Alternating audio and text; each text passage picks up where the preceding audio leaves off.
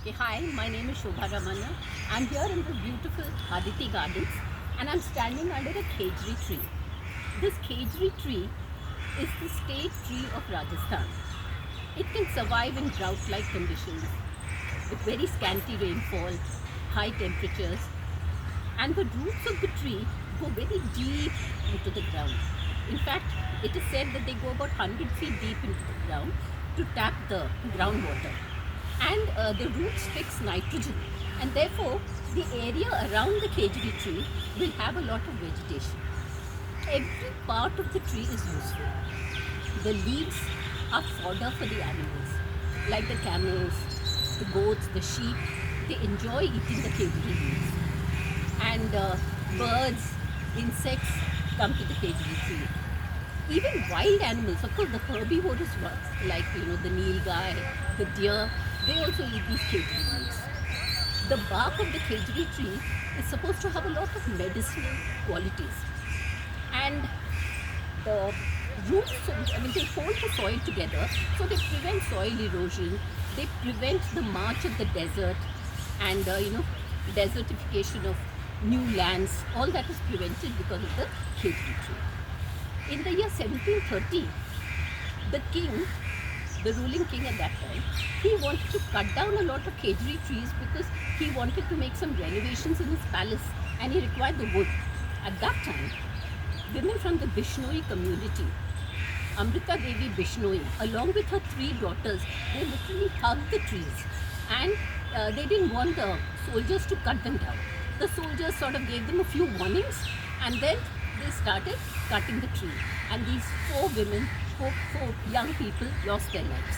Then many other people from the Bishnoi community came and hugged the tree. More than 600 of them were killed before the king could be stopped with. And later on, in the 1970s, when the Chipko Andolan started, it drew its inspiration from Amrita Devi Bishnoi.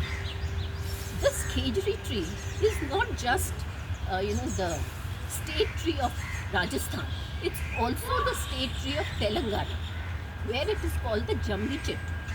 And during Dashera, people pray to this tree and they distribute these khejri leaves, these tiny leaves. From a distance they look like furs.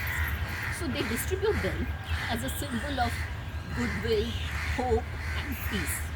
There are many stories associated with this khejri tree. Lord Ram is supposed to have prayed to the khejri tree before battling Ravan, and you know who won the battle.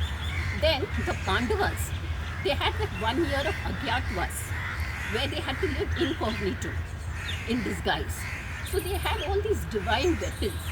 So what they did, they went to a graveyard, and in that graveyard there was a khejri tree. They arranged the weapons in the form of corpse. And in those days, people were so superstitious. They would never go anywhere near a corpse thinking they'll be defiled. So the whole thing, the corpse, which is actually the weapons, survived for that entire 1 year untouched. And finally, when Agyatwas period was over, Arjuna came, got the weapons down, and single-handedly, with the help of his charioteer, who was the crown prince of Virat kingdom, he defeated the entire Kaurava army, which had all these great Maharathis like Karna, Bhishma, Drona, Ashwatthama, Duryodhana, all of them. He defeated them. So, this tree is also a symbol of victory. Now, if you look at the tree, it's not like the lofty giants that you see. It has, tiny yellow flowers. And one more thing, the pods of the tree are converted into nutritious food by the Rajasthanis. Very tasty dishes are made out of it.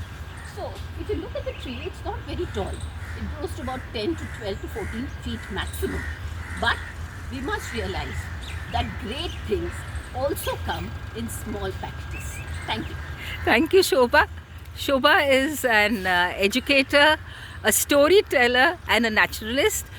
She now lives in Laburnum Park, Magarpatta city. Thank you, Shobha.